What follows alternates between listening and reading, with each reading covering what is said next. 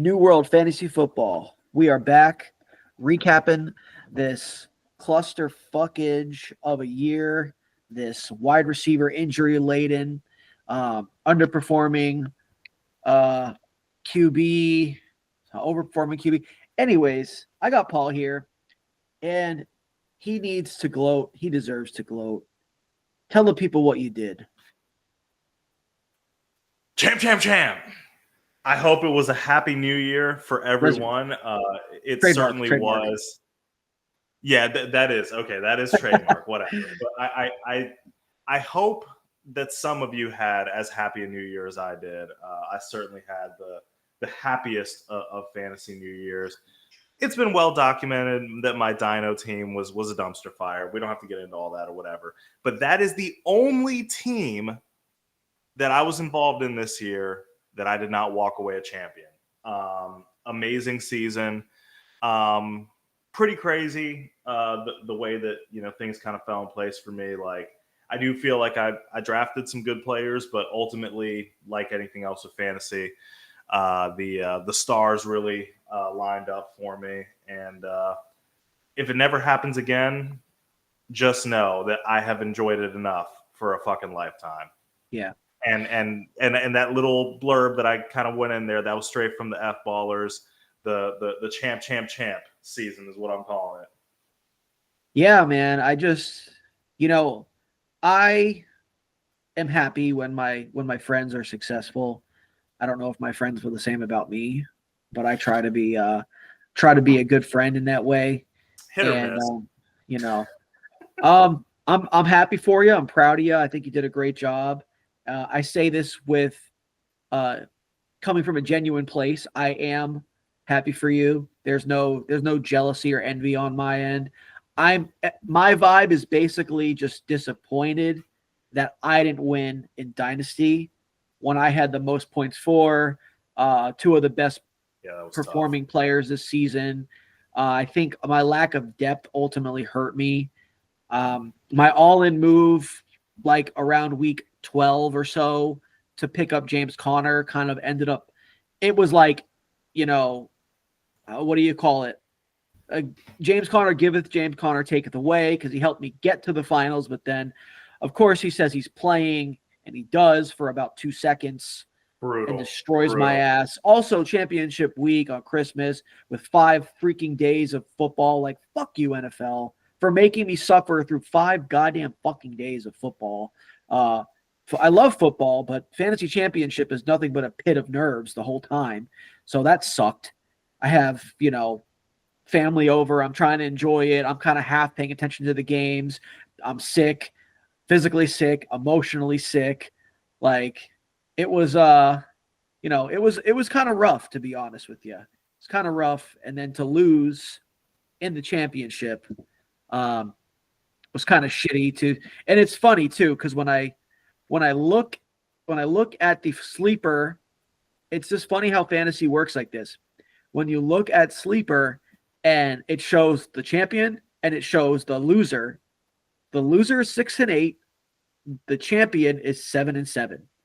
So it's just hilarious how fantasy works like that.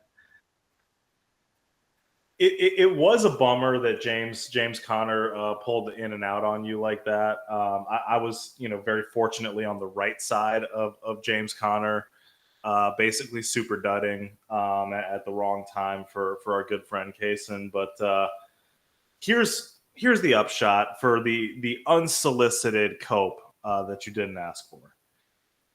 It's Dynasty. You're set up really well. You still have Lamar. You still have Jamar. You're gonna be just fine next season. Drake London's not bad to have either. Yeah, exactly. So you're going to have an opportunity to address some of those depth issues, particularly at the running back position in this draft. So I think that even though, yes, I don't think it's unreasonable to assume that James Conner takes a little bit of a dip going into yet another older season. But that's the nice thing about Dino is that you didn't have to go all in really because you still have a good runway with the current team you have. Yeah, my team is not like devoid of You're not talent all of aging a out. sudden. I'm not aging out. Even James Conner. Like James Conner is one of those candidates to get some value taken from him by like they didn't draft Trey Benson for no reason at all. Yeah. Like they're going to try to implement him more. And they even start at really, we'll see. I mean, they're not going to be in the playoffs, but so maybe he'll get week 18. I think he should, right? See what he can do. And there might be some hype if he has a good game. If JC's healthy, he's going to be productive. I think he's proven that throughout his career. Yeah, and I feel like he's going to be fine. You are on straight potato quality, by the way, but the audio's coming through fine, which is really what matters. It's I all don't good. get that. It's all good. Yeah, so you wanted to just talk a little bit about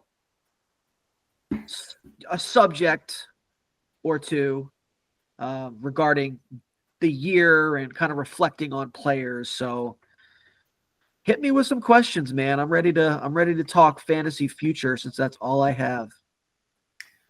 I would love to. I hope that you and our audience will allow me just one more minute of gloating, and then I promise you I will move on.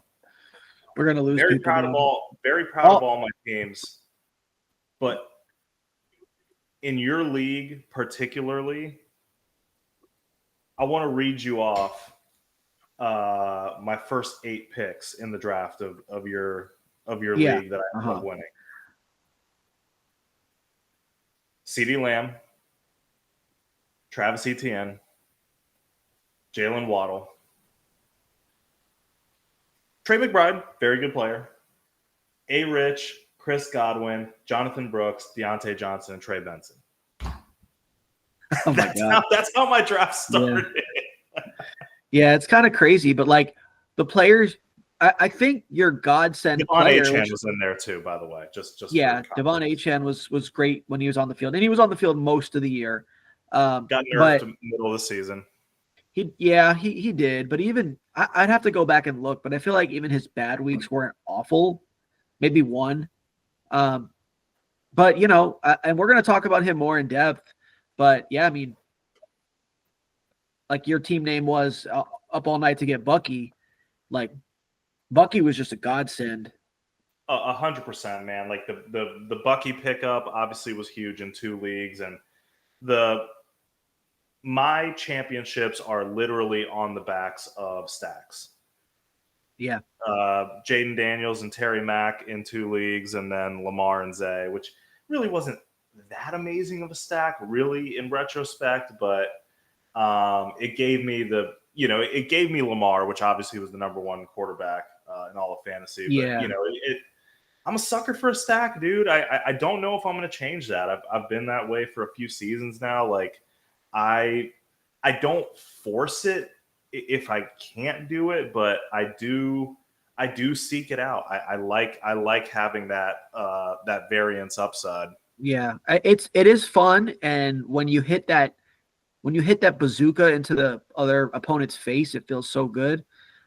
Just it doesn't always connect, but when it does connect, it's a right cross from Tyson. You're getting hit in the face with. So let me kind of retroactively just also gloat a little bit. Our first full year of doing this together, like you won 3 championships, pretty much taking mostly my advice. So I'm just going to get my little bit of why did you take your own advice? My though? tax. Why did you take your own advice? Oh, because I suck at fantasy. I'm great at giving advice, but I'm terrible at it. So, in theory, I'm great. In practice, I suck.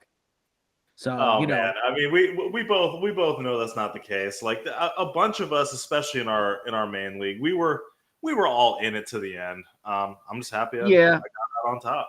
Yeah, I had kind of a disappointing season though for myself because I basically made the fatal error of sticking with Tank Dell and Deebo Samuel over players like JSN and Ladd McConkey. That tough draft capital kept me hanging on too long. Even if I didn't necessarily drop them, maybe I couldn't have traded Tank Dell. Maybe I could have traded Deebo, or at least relegated him to the bench and like kept those other players. I also dropped Chuba Hubbard after week 2, which was like terrible, like a really bad drop. I know I like the player, but it just felt like the offense was never going to do anything. And then he just came alive. And I'm like, what did I do? So, there's some. You had a couple of really damaging drops this year. Yeah, which I normally don't do that. I'm normally better about assessing my own team. But, don't worry. I went to the backyard. I put on my little my monk outfit, grabbed a rock, and smashed myself in the nuts a few times. And, we're back. I've punished myself sufficiently. So yeah, man, I'm ready. You want to talk about the playoffs? You want to talk about Tankathon? Where do you want to go from here? Yeah, so I think we'll start with the playoffs because it's usually more fun to talk about the teams that. It's both fun for me. I'm a sick man. It's fun for me to talk about the good teams that are in the playoffs, and it's also fun for me to talk about the shitbirds. But prior to getting to the shitbirds, you pick where you want to start. We'll start with the playoffs. I mean, we pretty much have week 18.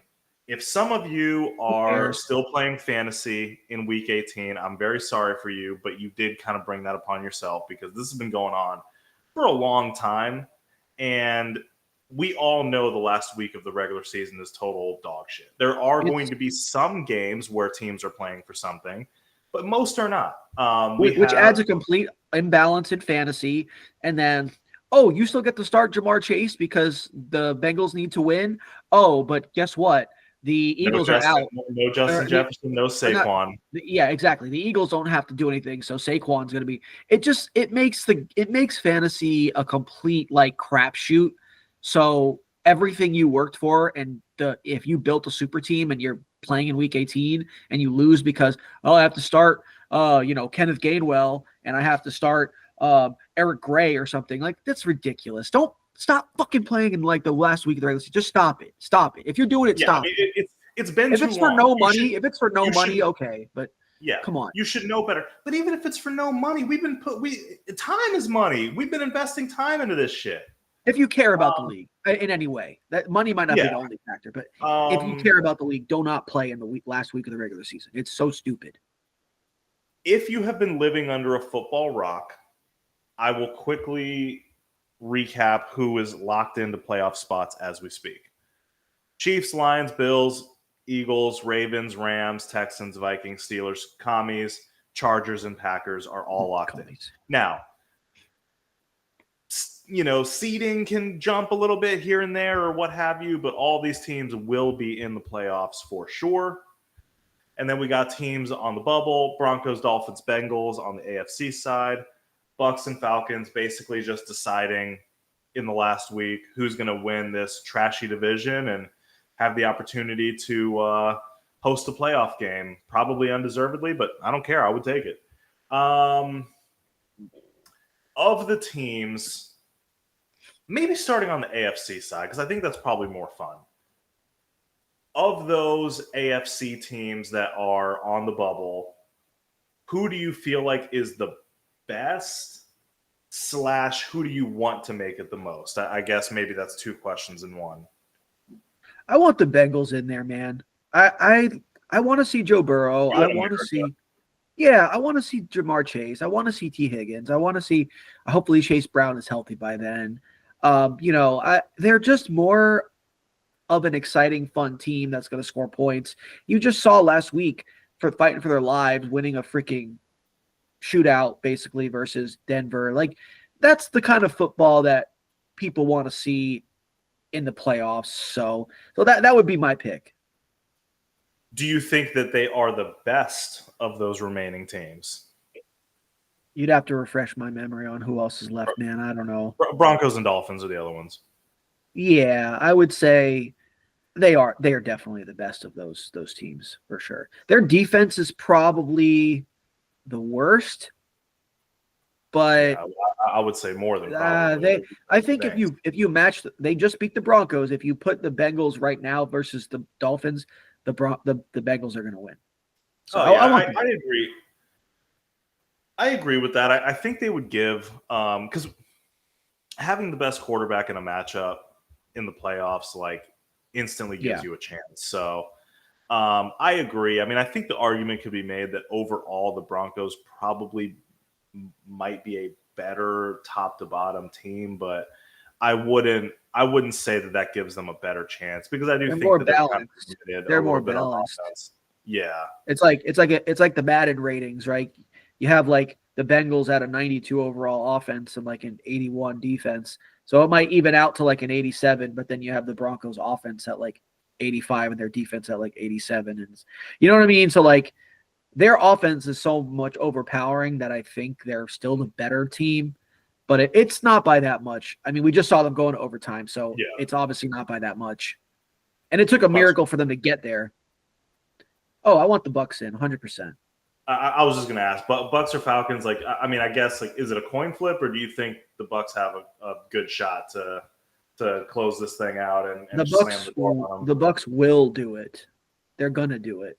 Like, and They I don't, better, or I don't will be wanna see- extremely sad on Sunday. I would be a little disappointed to not see Baker Mayfield and Mike Evans, Vita Vea, of course, Bucky. I want to see those guys battle in the playoffs.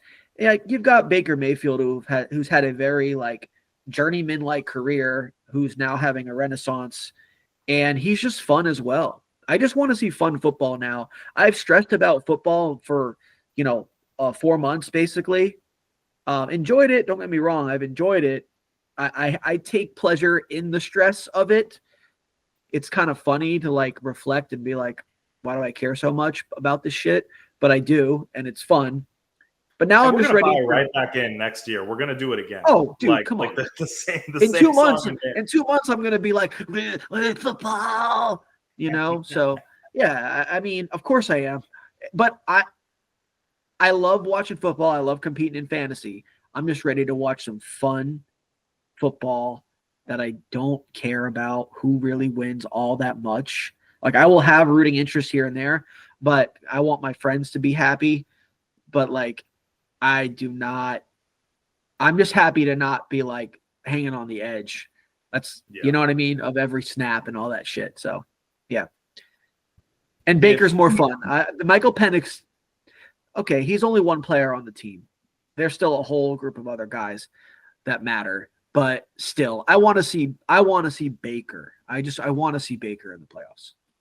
So here's my question. If everything holds up true today and none of these positions, because I'm not going to get into all like the scenarios or whatever, Lions and Chiefs end up with the bye. Cool. Let's say it ends up as Eagles-Packers. Who you got? Winning that game? Oh, Packers. The Packers over the Eagles. Wow. Yeah. I don't know. I would. Their defense, their secondary has been so good, and they've been running the ball so well. The Packers. Yes, but I do think the Packers. I think they haven't had a ton of big time wins against great teams, and I would give the nod to the Eagles at home in that game. I think the Eagles can be gettable because of Jalen Hurts' inconsistencies, but I don't think that happens in the first matchup. You know what though? I really think also, especially playoff football, coaching is so important, and I think LaFleur is a way better coach than Sirianni. Sirianni's a fair point. I'm also biased. You have to give me that. Yes, like I think Sirianni is a Pizza Hut eating douchebag. So I don't want to see that guy win. Not Pizza Hut. You're coming for this man's Italian heritage. That's crazy. No, it's not a joke. He eats Pizza Hut. Like, it's fine if you eat Pizza Hut, but he like brags about Pizza Hut. And they're like nasty, gross sauce. Anyways, you know what? I'll give that Packers an extra half point on that line just for that. I didn't know that. Yeah. So the commies traveling to LA for the Rams. Who would you have there? I'm going Manders, dude. Jaden Daniels has that it factor this season for sure. Okay, this is a good segue. I'm not going to change the subject, but I have to go on a rant here. You know I love my rants, my little tangents. Please. So I'm going to give you one. We're what, 30 minutes into the pod? That's pretty good. It's about time for a rant. It's time. I'm going to keep it brief, but I have heard nothing, including from you, because you don't know ball as well as you think, Mr. Three Champs. I'm sorry, you didn't deserve that insult. I can't. No, I want you to continue. I can't wait to hear why. You didn't deserve that. The Commanders are not like solely this good because of Jaden Daniels. We need to understand this. Dan Quinn is a fucking awesome coach. This dude took the shitstorm poverty franchise of the Falcons and really should have won a Super Bowl, but they decided to shoot themselves in the foot, and Matt Ryan couldn't complete a fucking pass in the second half of that game. He also turned the Dallas defense, while he was defensive coordinator, was a freaking juggernaut. The Washington also got an entire new, you want to talk about culture change? They have a whole new ownership staff, Dan Quinn, Cliff Kingsbury, quarterback guru. For whatever you think about him as a head coach, he's great with working with quarterbacks. And yes, Jaden Daniels deserves a shit ton of credit. He's awesome. He's freaking awesome. He's not the only reason they're fucking good. Okay? Done. Did I say that? You didn't deserve that. No, it wasn't you. It was just. No, I'm trying. I don't remember saying. No, it's just that. It's just that you've been like pretty much metaphorically slobbing all over his knob for all season. So it's not if just he was him. in front of me, it wouldn't be metaphorical right now. I owe that man 2 fancy championships. So yeah, that's annoyed me for like a long time. I had to get it out. The Commanders would win that game. Before anything else, because I do have to address that statement. I agree with the fact that it is more than just Jaden Daniels, and the coaching has been good. I think the scheme was. I mean, look, if we're going to compare the rookie quarterbacks, right? We've been comparing them all season. Caleb and Jaden Daniels, to some degree, Bo Nix as well. Clearly, Caleb got the short end of the sticks in terms of coaching and scheme. That's why both those guys got fired and ended up, getting replaced with like a receivers coach or something. So yeah, I completely agree. But although I do agree with that statement, I will also say that coming into the season, if we didn't know what Jaden Daniels was going to be, you have Terry McLaurin, right, as a really good receiver. He's proven to be a good receiver. A bunch of kind of iffy guys on the other side of him that we don't really have established. Old Austin Eckler, Brian Robinson, an offensive line that is not good. I think they were, bottom 5 in the league last year. A defense that was getting shredded all day long, that sold off a couple of their big name and big ticket players. Now, and granted, I'm not saying like the defense actually came together second half of the year and started playing a little bit better. But although credit and flowers are deserving to the coaching staff, I also think that Jaden Daniels is also elevating the team as well. And if they ended up with insert replacement level quarterback here, I don't think that there's a 0% chance that Dan Quinn isn't on the hot seat. Paul, you're 100% right. Jaden Daniels is great. I wish he was a Giant. Thank you for winning those meaningless games last year. Tommy DeVito, it's not your fault, but just the Giants doing Giants things. So, yes, he's awesome. I want to give him credit. He deserves credit. But what I'm sick of, what you'll see is a theme of my ranting is 90% of people, made up stat, 90% of people who talk about football, are passionate about football, don't really know that much about football at a deeper level. But they have a very emotional, strong opinion about why something is the way it is without actually looking at the whole picture. So then it becomes quarterback's all that matters. That gets on my fucking nerves. There are other guys on the team. There are coaches. There's GMs. There's so much that goes into building a football team, an NFL football team to be exact. It annoys me when everyone just says quarterback, all that matters. It annoys the shit out of me. No, absolutely, man. It's two things can be true at the same time. It is the single most important position on the field by far. It is. And if you don't have good quarterback play, your team it's gonna be really hard to be successful. But this season should be showing people more than any season that I can remember, certainly that I've been paying close attention to football. Coaching fucking matters a lot. I mean, you look at the laundry list of veteran kind of also ran-ish quarterbacks, or what we thought were also ran quarterbacks that change teams, go to different coaches, go to different offensive coordinators, and suddenly look pretty damn good. Obviously, the most stark example of that is a certain Sam Darnold up in Minnesota.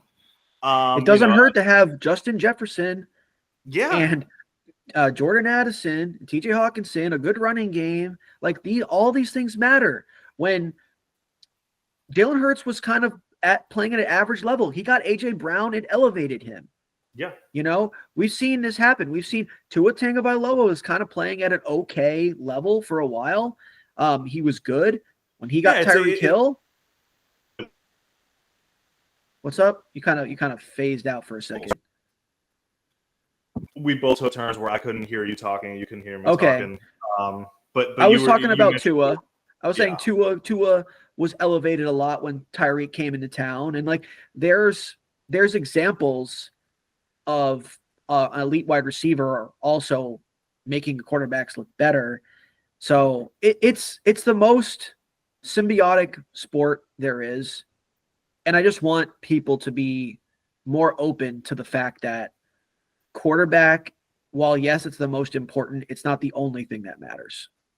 I can agree with that. And for what it's worth, by the way, although that conversation took a hard left, I would agree that I would have that as my upset. Like, I think the Rams, the Rams, I mean, they're always going to be a threat, right? Matt Stafford, extremely experienced in the playoffs. They're playing at home. Obviously, they've got Puka, they've got Cooper, they've got a lot of different stuff. Yeah, but I don't know. Great coach. If you have to pick a road upset, I feel like that might be it. And I'm teetering on it. I don't know. I would pick the Commies to cover. Maybe they don't end up winning outright. I still think that their problems on defense may burn them, so I might just reverse myself on that. I think that they still have some work to do to be a more complete team, and they're kind of punching above their weight a little bit right now. I would have the Commies covering. I don't know if I'd have them winning now that I've kind of talked myself around it. I'd pick them outright to win. I just think also they seem to have, like, maybe not to make a Super Bowl run, but they seem like they have destiny on their side this year. He's already had something I believe in. Yeah, he's already had a lot Hail of Mary. Heisman moments. Yeah. So, okay, what else you got? Bucks Vikings. If that's how it ended today. Oh, who would win that game? Yeah. Yeah, man, it's got to be the Vikings. I'm sorry, but like Kevin O'Connell is a really good coach. Why am I forgetting his name? The coach for the Bucks. Why I'm forgetting his name? He's very forgettable. Todd Bowles. Todd Bowles. Thank you. God. Todd Bowles. Yeah, exactly. He's a very, like, kind of your average run-of-the-mill coach that doesn't do anything too exciting. You've got a defense that has created a turnover like in every game with the Vikings. They are very good at confusing quarterbacks, getting pressure with like zone blitzes and things like that. I feel like, and they need to get some credit, give them some respect for being like a 2-loss team. I feel like they're the most like slept on 2-loss team ever because nobody wants to believe in Sam Darnold.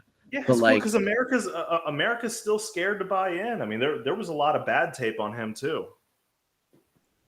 Yeah, and he's had some boneheaded moments, but No, Baker Mayfield has great of a season as he's had. He's still capable of those moments as well. So that would be a good game, but like he's responsible for on the year. When the teams match up the way they do, I'm going to look to the coaching, and Kevin O'Connell to me is a much better coach. So I would go there. I absolutely don't blame you for that take. My homerism cannot let me do that. I would pick the Bucks. Yeah. But it has to be a very specific series of events in that they take advantage of the home atmosphere. The defense, it's a defense that just hasn't been making plays all year. They are getting Winfield back, which helps, but it's a defense that's just not fucking making plays. So they're going to have to take advantage of some home cooking to get some plays and stop the Vikings. And it has to be a win by shootout because the Vikings are going to score. I think the Bucks are going to score too. I think respectively they've been a really good offense as well. Yeah, so, they have been awesome throughout the season. I don't blame you for that very logical take of the Vikings being the better team all year. They've got 14 wins for a reason. But I don't know. I mean, I think it's close enough that I can be a homer and back Baker on this one. If it's since it's what we want and it's really that's America's team right now. Let's just say the Bengals end up sneaking in. Bengals versus Bills. That would be the matchup, which is really fun. Fun matchup. You know, you've got the two quarterbacks going at it is so fun. Dude, I don't know how most people don't go with the Bills in that situation. Like, they'd be the home team. Big time matters in Buffalo. And then just the way that they've been just nuking teams all season. Like, they just won 40-0, I think it was, against the Jets. And yeah, it's the Jets, but still, to beat an NFL team that bad, like, the Bills are rolling. Even the worst. Josh Allen is an MVP. Like, how do you not pick them even over Joe Burrow? Yeah, Joe Burrow's been great, but like, we also have to keep in mind, okay, Buffalo's defense has been rock solid for like over a month now, and their offense has been cooking pretty much all year. So I don't at home, like, dude, it's Bills all day. Yeah, I do think that. I think that Joe is going to be a problem for anybody playing them in the playoffs, and he's going to keep the game close. But ultimately, the Bengals just don't have enough. And Jamar can take a 5-yard pass to the house at any moment, so that is a equalizer for sure. That kind of ability is an equalizer. Next game is we have a potential another the Harbaugh Bowl 2, Ravens and Chargers. Yeah, man. You know, it's just as simple as the Ravens are such a complete team. Their defense was struggling for a while, but they've figured it out. You know, they made CJ Stroud, who hasn't had a good year, but they made him look like a freaking they made him look silly. Top Warner player. It was so awful. And they've been really neutralizing teams for the better part of a month or so, 6 weeks or so. Their defense has come on strong. They've figured it out. I don't see how you beat the most dynamic player in the NFL, one of the nastiest run games. Lamar, as I've said a few times this season already, he has had a breakout year because the passing has come along. I mean, 4 interceptions all year? Yeah, I mean, none of them were really maybe one clean football, which is crazy. I'd be interested to go and see the PFF turnover worthy plays for Lamar. It's not very many, just eye test wise. Probably less than 5 for all year, which is tremendous. That would be my guess. Don't quote me on it. But and then a defense that's come along right now where if it's not there, he doesn't throw it. He has that luxury right now of being a perfectly on schedule offense. Or against Houston, he danced behind the pocket, behind the line of scrimmage for like 8 seconds, and then threw a touchdown to Isaiah Likely. Like, how do you beat that? You don't, because if you run at him, he goes around you. If you don't run at him, he throws the ball on a perfect line. Like, yeah, I mean, he is the most annoying player to play against. Worst quarterback to rush. He's the fucking worst. He's the worst. Yeah. And him and Josh Allen. Against every instinct you have. Yeah, it's nearly impossible to stop him. Anyways, everybody knows that. It's got to be the Ravens in that matchup. It does. I agree. I'm not going to add anything else because I agree on every point. I will go ahead and get ahead of the coaching thing here, and I'm going to give Jim, sorry. Got my Harbaughs mixed up there. His flowers for it's it's been great. An incredible turnaround of the Chargers. I want to make sure I give my coach a little love here before I get called a non-ball knower again. But they've completely transformed that team, and it just goes to show you that like everybody wants to question, oh, does Justin Herbert really have it? Did we overreact to a rookie season? No, he was always talented. It was the infrastructure and the team that stunk. When you got a real coach in there and they did improve the offensive line, it instantly made him look great as a quarterback again. And, JK, they're a different team when they have JK and when they don't, because they need an effective runner of the football. And they need an outlet guy. Yeah, and so, they don't have enough talent. They don't have enough talent to beat the Ravens, but that team is going to keep adding talent, and I have no doubt that it'll be just another season or two before they're like really taken seriously as contenders. Oh, don't worry, they'll be an off-season favorite. They have been for like the last 10 years, but this time it might actually be real. But this time, yeah, with Jim Harbaugh, it is more real. I will say that. And then the last one, this one I think is pretty interesting.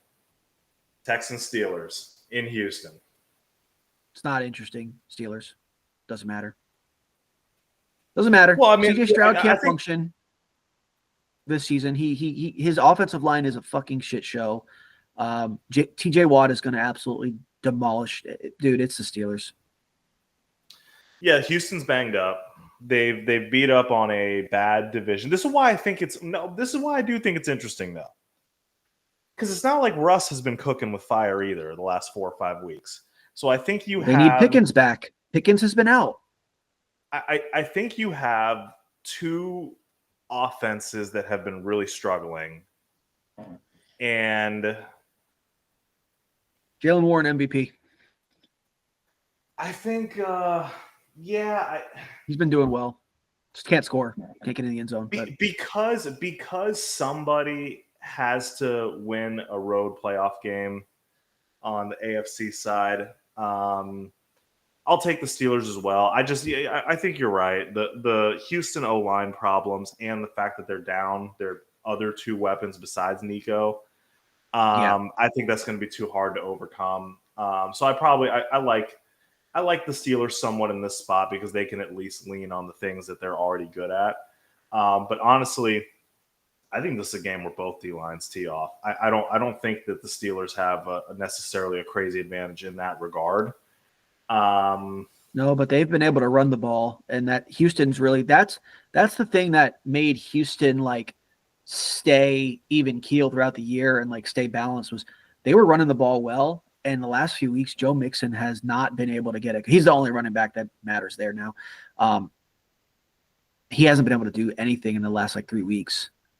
So they need their running game to keep them on pace and bound. Like that's a big reason why they got wrecked so bad by the Ravens. Like they might as well have been 31-0 because 2 points was on the safety. Offense didn't create any points. So, like they had to throw the ball over and over and over and over, and it just wasn't. And every time they ran the ball, it was like they got stuffed. I think Joe Mixon had a few plays here and there. He had like a catch. He almost scored, got tackled on like 2-yard line. They're really struggling right now. It's really hard to pick the Texans after what we just saw. Again, we have the recency bias of them getting their shit absolutely pushed in on an island game. So it's hard to pick them based on that. But I think that game's really close. It's a toss-up because the Steelers have problems too.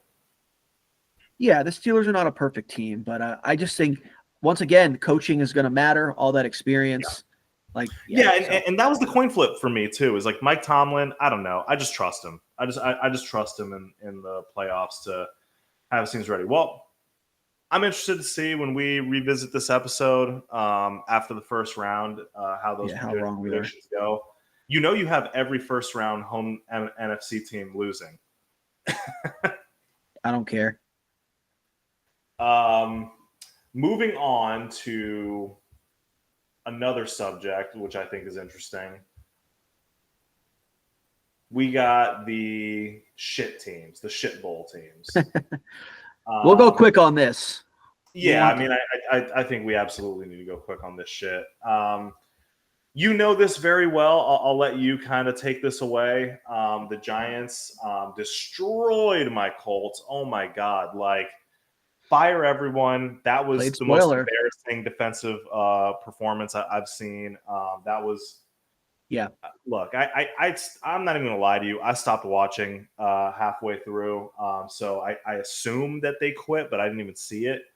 It was just an awful performance. Drew Lock shredded them up, but the result of that is that we have multiple teams tied, 4 teams tied at 3-13 for these this number 1 pick. So, man, how do you kind of see this shaking out? You think your Giants can jump it and get into that top 2? No, man, it's the Giants. Shit doesn't break their way. They fuck shit up all the time, and they're going to continue to. The Eagles will probably find a way to, let Tanner McKee or whoever the hell his name is play and throw 4 picks, and Giants will have another quote unquote culture win, and we'll feel great about picking 9th overall. Look, I mean, I guess so. Then I guess the larger question is this, because I actually agree with you. That's probably going to happen. How upset are you to not potentially be in on the Sanders and Ward? I'm not, dude. I'm not upset at all. I'm always very skeptical of quarterbacks.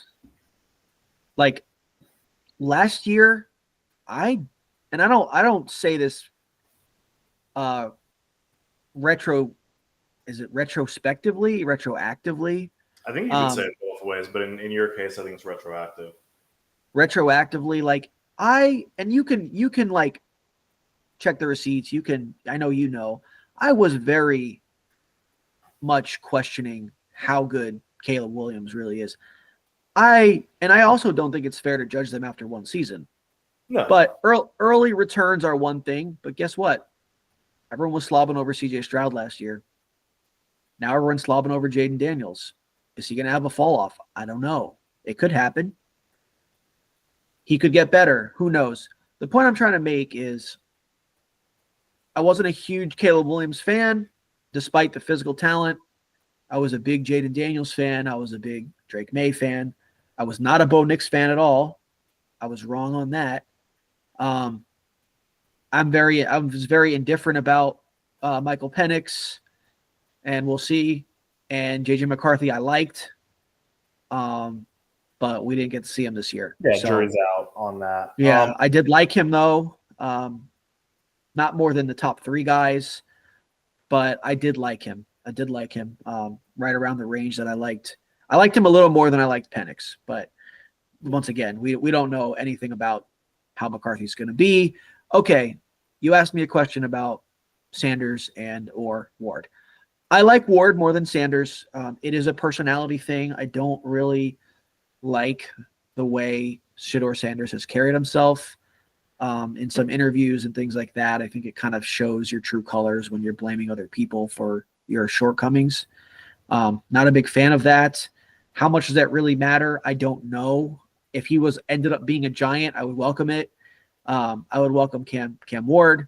I've liked Cam Ward. Some people that I follow who are certified ball knowers have been talking about Cam Ward since before he was even on Miami, saying he was awesome. So checked him out then, really liked what I saw.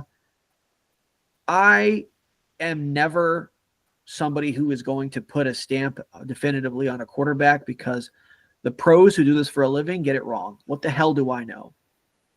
I'm just going off of feel, instinct, and some basic physical traits that I can see clear as day.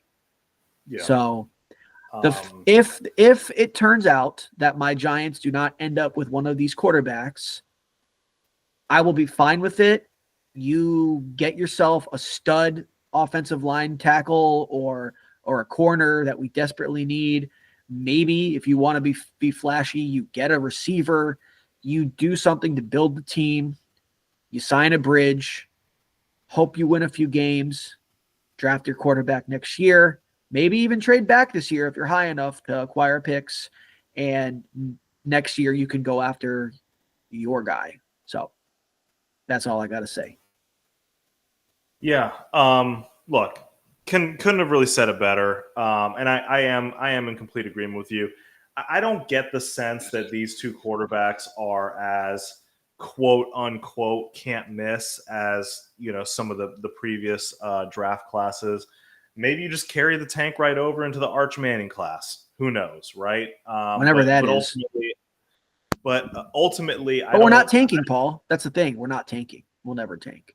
Giants will never tank. They had to win that game, so it was too important. Drew Lock had to look like freaking, prime Aaron Rodgers. Sometimes it's about the quarterback you don't take, man. Like ask Tennessee. They're right back in a situation where, they have a quarterback that they drafted pretty early. Well, second round. Doesn't look like the guy. And so to my point, I just looked at the 18 teams that are projected to not be in the playoffs. Out of those 18 teams, I can literally only talk myself into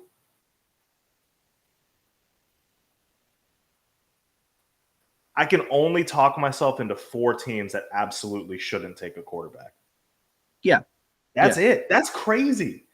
That just goes to show how insane the freaking market is. And that, look, I see all these mock drafts going on right now.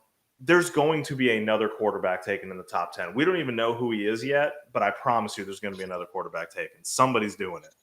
Yeah. Somebody, yeah. It happens every year. If I will tell you who the riser will be, even though he did say he's going back to school, if he decides to declare, and and you can ask our boy Jeremy about this before the season even started or very early on in the season. I was a big fan of Drew Aller from Penn State. I am partial to Penn State. I've always liked Penn State. He's like 6'5" prototype, big arm, and he's been coached up since like literally middle school from like professional coaches. So that's something I like. He takes it very seriously. He might not come out this year, but if he does end up coming out and has like a crazy good playoff run, you're going to see he's the guy who ends up being like a top 10 quarterback. I like that take. I like everything about Penn State except for the part about diddling kids. But it was a long time ago. Okay, we got to let things go. Jerry Sandusky's dead. Jerry Sandusky. What's the guy's name? Jerry Sandusky. Yeah, it was Sandusky. Is he dead? I think he's dead. I don't know. I don't know. I hope so. He's dead to me. It's just going to be interesting. It's going to be interesting to see how that plays out and how the rest of these tank rankings look. And it's going to mean a lot for fantasy when players actually start getting attached to these picks. But we've probably spent more time on this than of a subject that it really deserves. So I will move on to our grand finale. Andrew, there's been a ton of really productive and really strong fantasy finishes this year, despite it being kind of a little bit of a down year for scoring in a small way. A ton of big time fantasy players that should be taken early in the draft, early-ish. I've got some names over here. I think you've got some names in mind as well. And I think that what I want to do is just kind of do like a super early over-under and just kind of figure out like is this player going to be perceived to be overvalued, undervalued, just right? And to aid in our conversation, I pulled up Fantasy Pros. They have this really great article they wrote up about a way too early 2025 season half point PPR fantasy draft. Yeah. I saw the first round of it. How far did they actually go? They went 3 rounds, so it's just going to be big name players. That's cool though. That's enough to get a feel. Yeah, and so like just because I'm really interested in like every year we draft players based on how they played last year. That's pretty much that's all we do, right? Like we're trying to marry our personal projections of whether we think that's really true or not. But ADP is purely a measure of that's what this guy did last year, and it's going to copy and paste the next year. You and I both know, everybody that's played fantasy for a while, the copy and paste hardly ever happens. It happens sometimes for the best players out there that have long careers, but usually for everybody else, great seasons are followed by bad seasons are followed by great seasons. So I guess in the spirit of projections, we'll kind of throw out some names and try to figure out, like, based on their projection right now in ADP, if we're comfortable with that. All right. Yeah. You start. You tell. You pick a name first.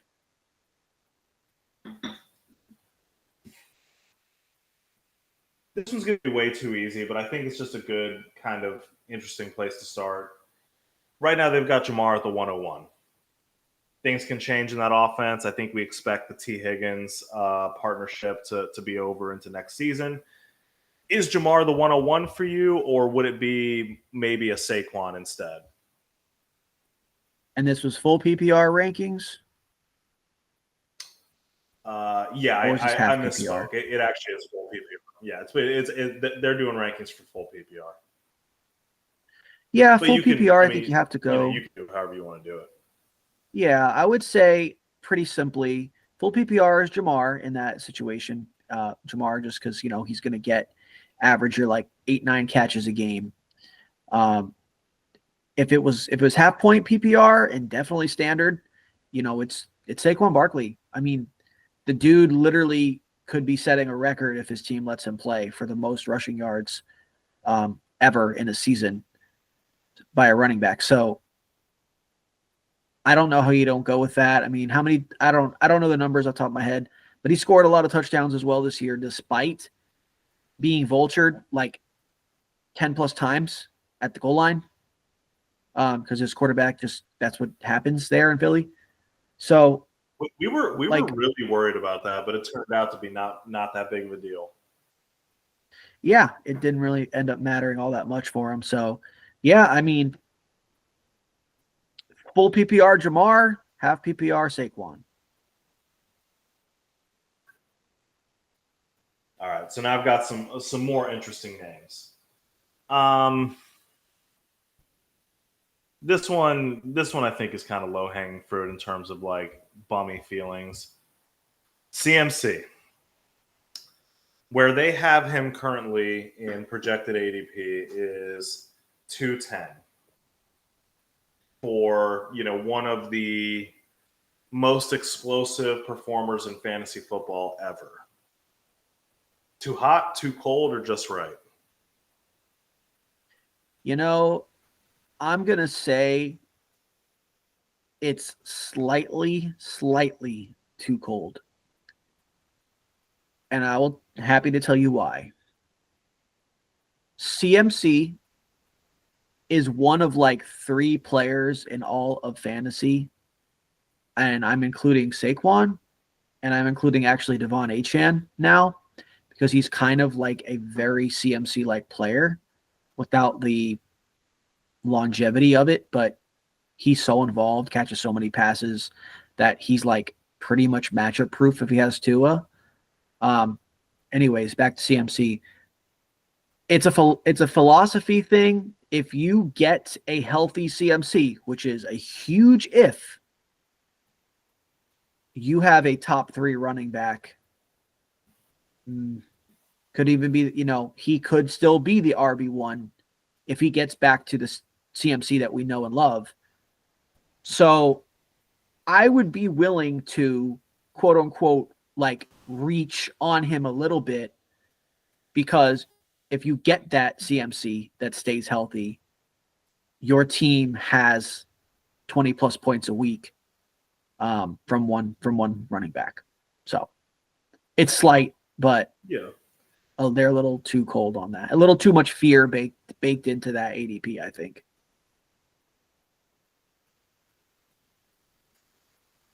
I reserve the right to change my mind on this as off season goes on and we get reports on how we he's all looking. do. But it's fantasy. Right now, I'm saying too hot. I would be passing in this area because I feel like C-Mac at this point is a draft landmine. He's had he's had injuries to both of his Achilles. These are soft tissues. These are ligaments. You look, the top end outcome of taking a guy like this, of course, is better than the top end outcome of a lot of other players in this range. But you're still in the back end of the second round. You could get you a Kyron Williams. You can get you a James Cook. You can get you a Breece Hall. Like, I understand those guys. They're not going to give you what CMC at his best is giving you, but I'm afraid that you could end up with the name and not the game over the course of the season. So that's why, possible. like, yeah, from a valuation standpoint, I think it's fair, but I would be fading. And he is it's a great player to talk about right now because he's one of the most polarizing players. Like, if you were drafting today, if you were doing some kind of like Dino startup today, maybe Dino's a little different because of his age, but like, it's whatever. If you were drafting today for next season, let's put it that way, there would be a lot of variance with him. There would, like, you take 100 drafts with all different people, and he'll go as high as like the 104, as low as like the 207. Just, it just depends on the league and the a lot of volatility in that value. Yeah, the risk, the how risk averse or risk tolerant your league is, or at least one guy in your league has to be a little bit more risk tolerant in that case to take him. So if you have any more, go for it. I got some names too I want to talk about, but if you want to go down that list, I'll let you jump in. You may talk about some ones that I was looking at. I'm pretty sure. I feel like his name has got to be on that 3 round. It has to be.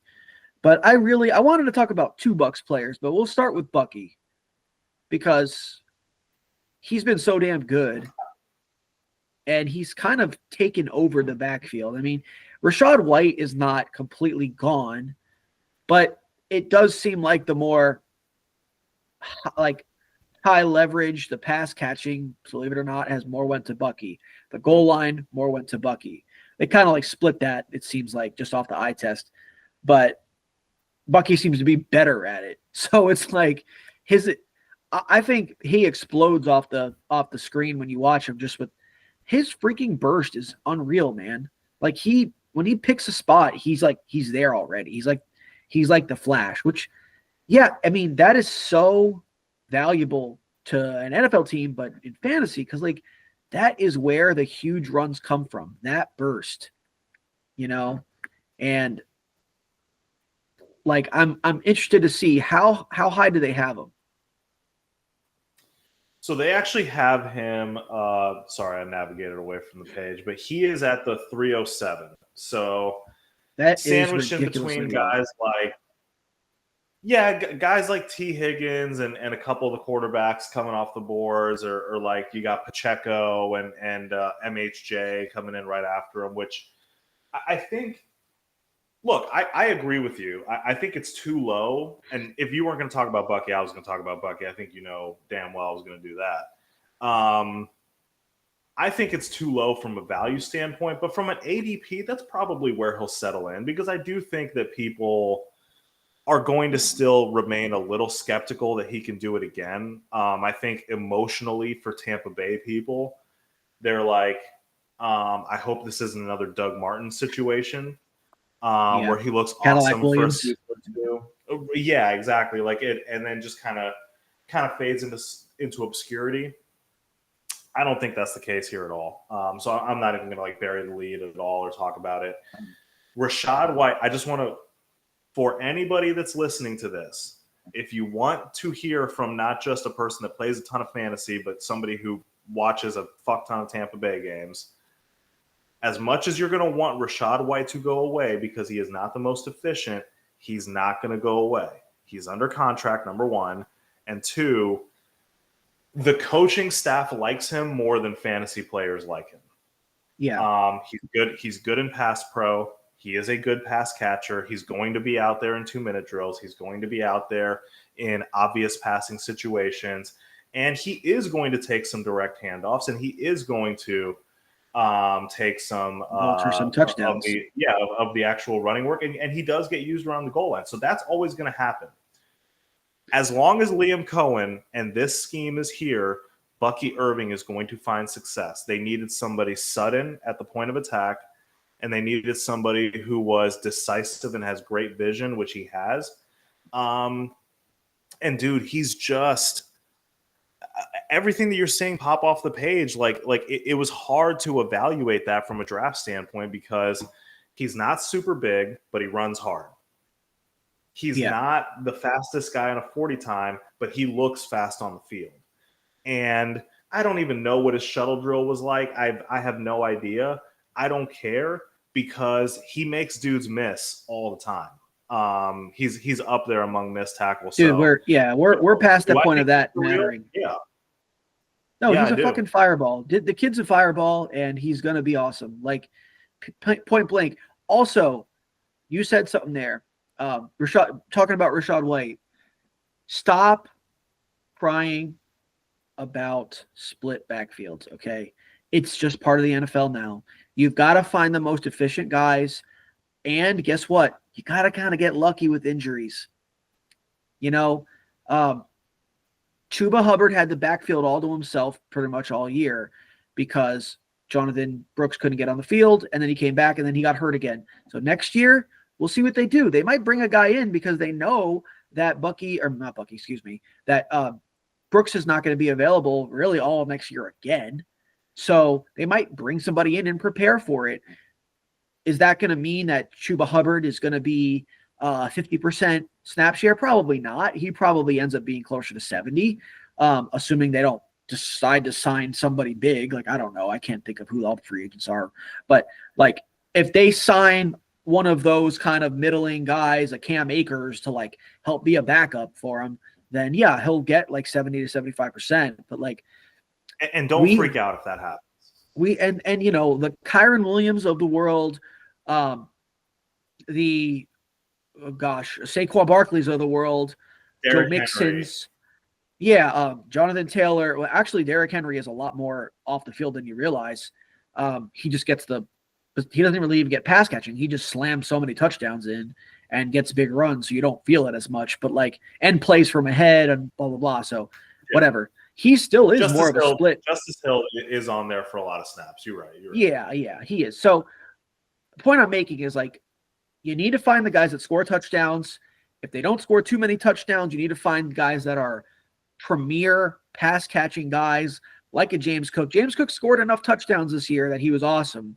But, like, of the past, okay, he was still very effective because he was catching so many passes. Like, we're not living in early 2000s fantasy football anymore, where there's just 25 teams have a workhorse back. It is not the way it works anymore. So there you find a few, and that's why they get picked in the first round. After that, you've got to find the efficient guys on a good offense. Yeah, and dude, you took the words out of my mouth. I'm not going to spend time there. It is about efficiency, because here's the thing. You might be thinking, oh, Bucky really broke out after the bye week and started just completely dominating snap share and dominating the backfield or whatever, his touches went up. So he was earning more touches after the bye week. But the only time that he ever cracked 60% of the snaps was back in week 6 against New Orleans when Chad was hurt.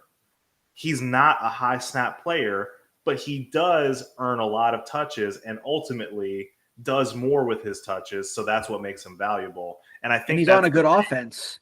Yes. If Baker Mayfield got hurt or something and that offense kind of fell apart, his efficiency would go way down. It would hurt a lot. Yeah. So technical difficulties, we'll edit that out. But anyways, yes, Jalen McMillan is an extremely interesting player to me. He had, like, I want to say, was it second round draft capital in the NFL draft? He was a day 2 pick. Was he third round? Maybe he was third round. I have to look that up. But look it up real quick for me. Either way, he was a guy that was thought of pretty well. He was in that trio coming from Washington. That's I think he's actually been more productive than those guys. Did we have a third party jump in here? My freaking computer is like cooked, man. Yeah, dude, your doppelgangers keep joining the call. Well, bro, what's going on? So yeah, we're having some technical difficulties on my end. No shit. Ignore the other two. That's whatever. Who cares? Let me see. Can I kick them out? Remove from call. Abuse card. Fill out abuse card for them. Remove from call. They're abusing me. Okay, hopefully my computer doesn't freaking crash on me again. I need a new computer in the worst way. Okay, can I finally finish talking about Jalen McMillan? Yes. Jalen McMillan. So he was a day 2 pick, the 92nd overall. Okay, so he was a round 3 pick. Yeah. Fine. That's fine. Not terrible draft capital. It's not the best, but still not bad. But we cannot forget Chris Godwin is still on this team. Mm-hmm. So what's going to happen? Let me tell you what I think is going to happen. I think it's going to be Big Mike on one side, McMillan on the other side, and Godwin in the slot. Primarily, that'll be the case. And he has really shown up big in this last month. He is a guy that has a rocket booster attached to his ass. Because if he shows up in the playoffs, if the Bucs make the playoffs and he's showing up, his stock is going to rise so much. Dynasty trades are going to fly for him. And there's going to be two schools of thought there. One side is going to say, well, this is because Chris Godwin's not there.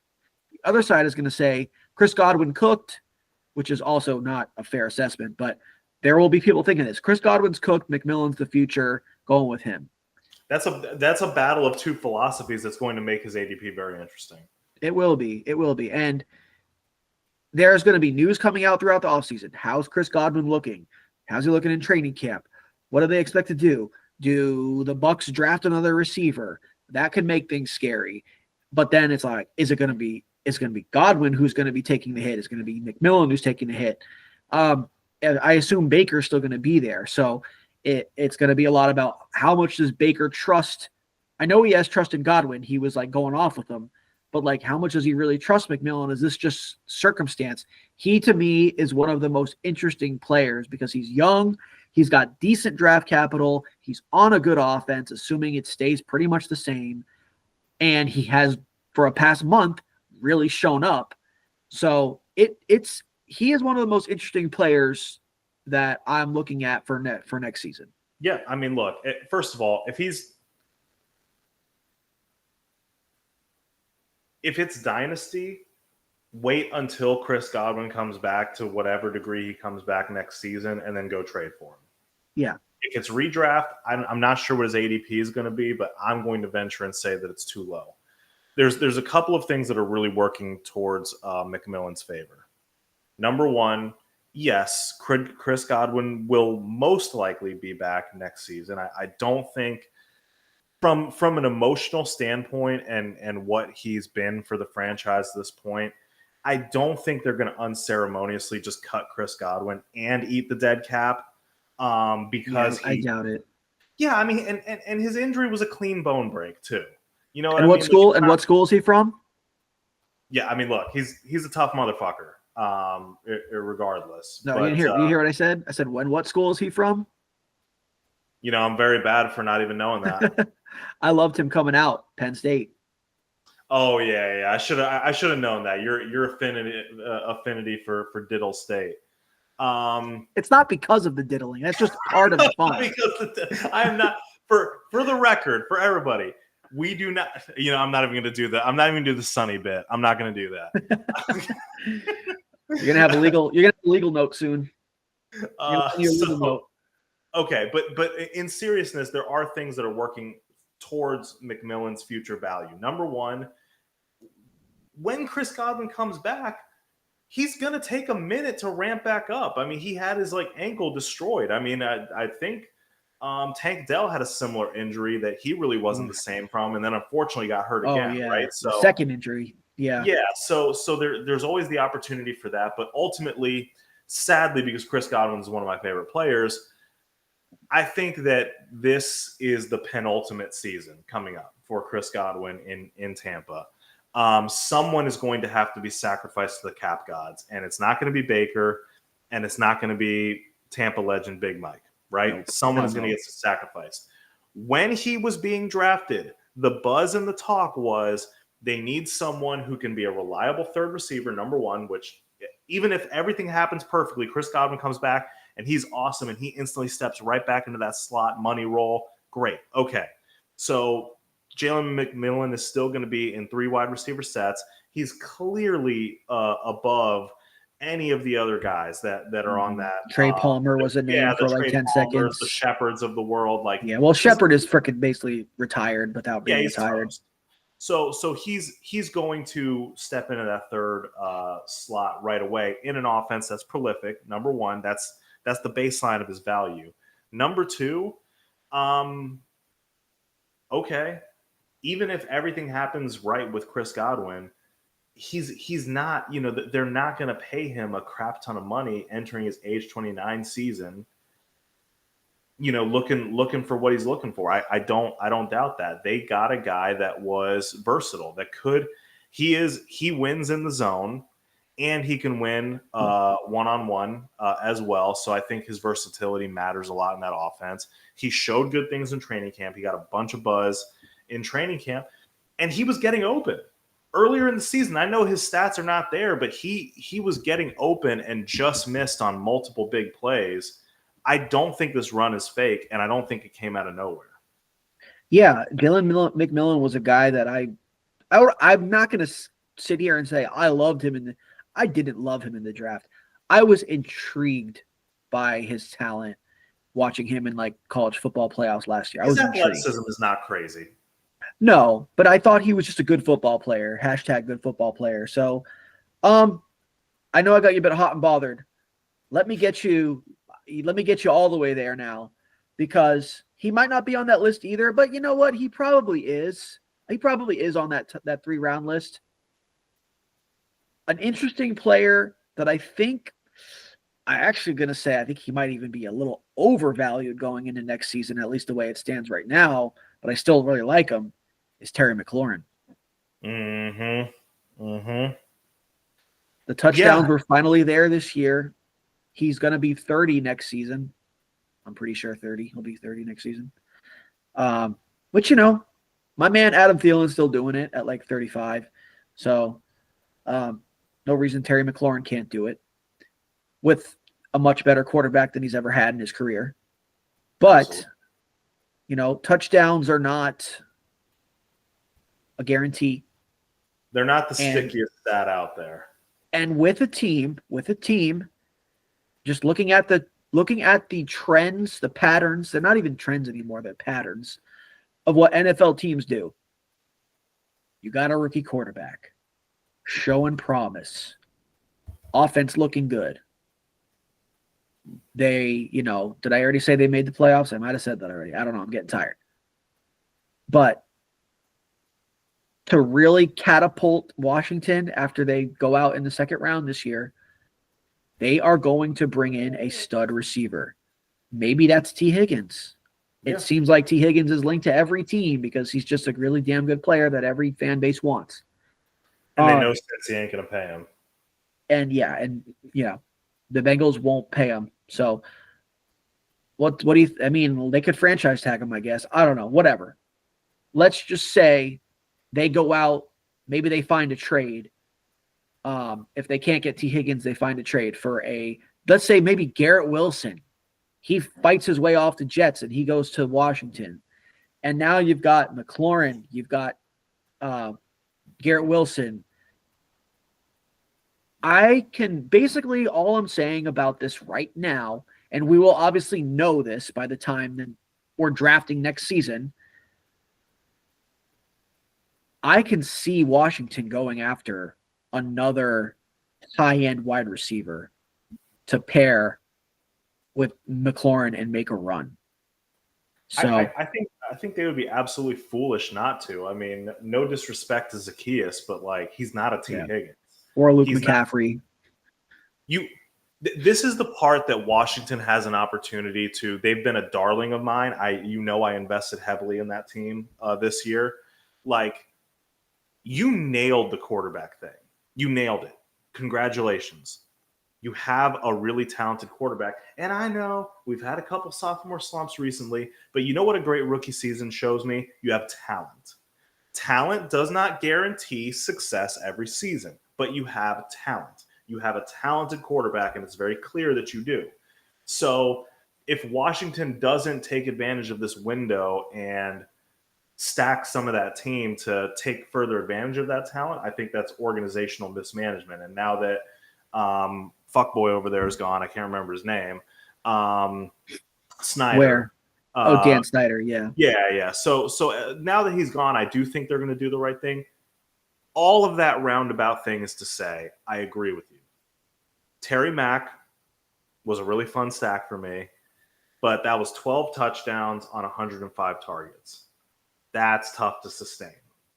Yeah. And if we are presuming that they are going to shore up their receiver room, which I think is a fair assumption, I think Terry McLaurin will still be a really good big play guy, but I don't think you will be able to rely on him necessarily as a fantasy wide receiver one every week. So I think he'd be pretty. If he's anywhere in the first 2-ish rounds, yeah, that's too rich for my blood. Is he on that list though? At his finish, he's not actually. So I think they're assuming the same things we are. Yeah, maybe. It just makes sense for Washington too. Like you said, you have the window, you have already a really good receiver. Go get somebody else to just amplify this offense even more, and then draft defense. Yeah, dude, because you need the hell out of that. Now, I have a couple other receivers to talk to you about that I thought were really interesting on this list. Now, this is not a guarantee of where they're going to land in ADPs. Yeah, we got a long time before draft season comes along. Jamar's the number one receiver on their list. Number 2 and 3 are Nico Collins and Puka Nacua. Ahead of it's because it's full PPR. Because ahead of Justin Jefferson. Thoughts? Yeah, I think they're gonna make the same mistake as this year, being worried about who's throwing the damn ball, because I guess they're assuming that Sam Darnold won't be back. And they're going to be going with J.J. McCarthy or something like that. I mean, who else, right? They drafted him in the first round. It doesn't matter who's throwing the ball to J.J. McCarthy, Justin Jefferson. The other JJ, the great other JJ. Yeah, it doesn't matter because he's been able to go off with Nick fucking Mullins and Josh Dobbs and shit. So, I don't care. To me, Justin Jefferson is the best pure receiver in the NFL. Jamar Chase is the best playmaker at the wide receiver position, which matters more for fantasy because he like breaks off huge runs after the catch. And he is Joe Burrow too. Like, let's not ignore the fact that he also has an awesome quarterback. Yeah, and with chemistry going back to college, which Yes. I mean, it's 100% chemistry there. So sure, but we're just talking about scoring fantasy points here. Yeah. Jamar like lapped the field basically this year. So yeah, Justin Jefferson, second best, best pure receiver in the league. It's not going to matter who's on him. And you know, I agree with you. I'm going to bottom line it for myself. I made the mistake this year of letting Justin Jefferson in a couple leagues pass me by because of concerns about the quarterback. That will never happen again. I have had too many 30 burgers dropped on me by Justin Jefferson. You guys can draft Puka and Nico ahead of him if you would like. I'm going to go with the best football player there. Why do I still just like, dude, it's such personal bias, but like, I get so mad at Puka Nacua. I'm just like, it's like he breaks my brain too. It's like, okay, you were a 5th round pick, dude. I'm a Giants fan. We had undrafted Victor Cruz be a freaking god for like 3 seasons or so. That's not the problem. It's the fact that when Puka started coming on, was when I finally started to believe, like not believe, but like felt confident in drafting Cooper Kupp, because Cooper Kupp was also like a small school guy, like drafted in the 3rd round. I didn't believe in him early on. He had a late breakout age, all this crap, and he goes off for years. And I finally come around to it. And then Puka comes around, and then he's like a freaking pickup that I missed last season and didn't believe. So I'm like, there's like this part of me. Time is a flat circle. There's this part of me that just doesn't want to like Puka, but I'm like, he's fucking awesome. And he's a great receiver, and he's like a power runner with the like. He's got so much. Watching him actually play, it is pretty clear that he has staying power. But my point is not. Please take Puka Nacua early now. He's earned it after 2 seasons. Yeah, of course, but not over Justin Jefferson. And to me, you know, I know he's your boy, so I'll let you gush about him. Nico. Yeah. Nico being locked and loaded as an absolute can't miss top 5 wide receiver right now. To those of us that were late to the Nico party this year, late to the Nico party in general, like myself, why is Nico worthy of that type of treatment? You know, he's got so much insulation in his own team. There's nobody that is gonna come and take his number 1 wide receiver spot. It ain't gonna be Tank, that's for sure. He gets open down the field. He's a prime, like he's like a Justin Jefferson light on those deep dig routes. He's always open on them, which is like probably the most consistent and valuable, besides just a guy who can hit straight go routes. But that's the guys who do that don't do it like all the time. They're kind of like your boomer bust players, like a Jameson Williams. Well, and especially since so many teams like to play that zone. Yeah, they don't want to let you get beat deep, but they'll give you the 15-yard in route that Justin Jefferson just like lives off of, and Nico does the same kind of thing. The chemistry with CJ's there. The offense should get rejuvenated next season. You know, they'll get maybe Stephon Diggs comes back. Tank probably not, but you know they'll figure it out. Man, that's really what it is. They need to put free agency and get some solid veteran O linemen in there, because that's the thing. They have their rookie window still with CJ Stroud. I wouldn't mess around too much. Like, they should still draft linemen. Every team should always draft linemen, but maybe not like rely on rookie linemen to be like, okay, you're going to protect blind side of, you know, you do both. Yes, do both, but like get some veteran O linemen in there, protect CJ Stroud, let him be the pocket passer that he needs to be. And anyways, I'm kind of speculating on things, but like, it doesn't really matter. Nico is the guy he looks to all the time. In a tough situation, it's going to be Nico. Sometimes it's going to be Dalton Schultz, but more often than not, it's going to be Nico. And I mean, especially early in the season, he was like the number one wide receiver.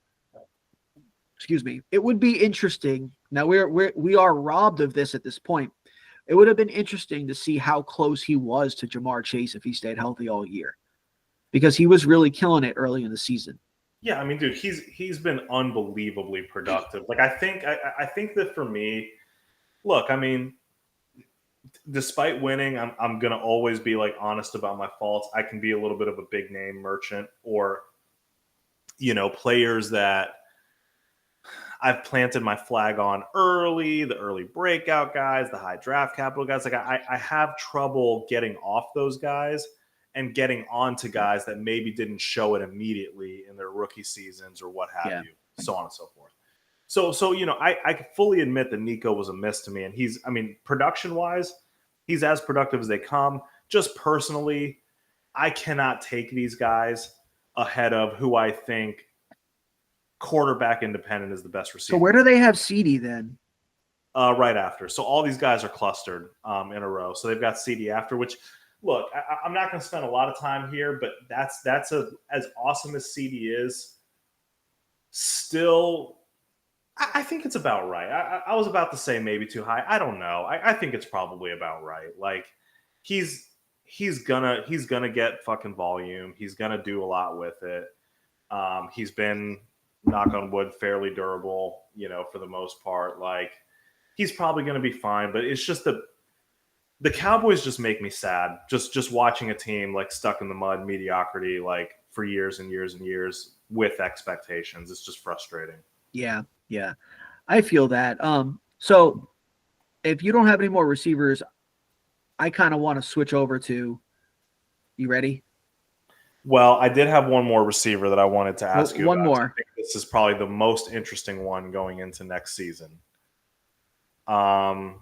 So after a crazy bummer of a rookie season when everybody was choking on him all year long.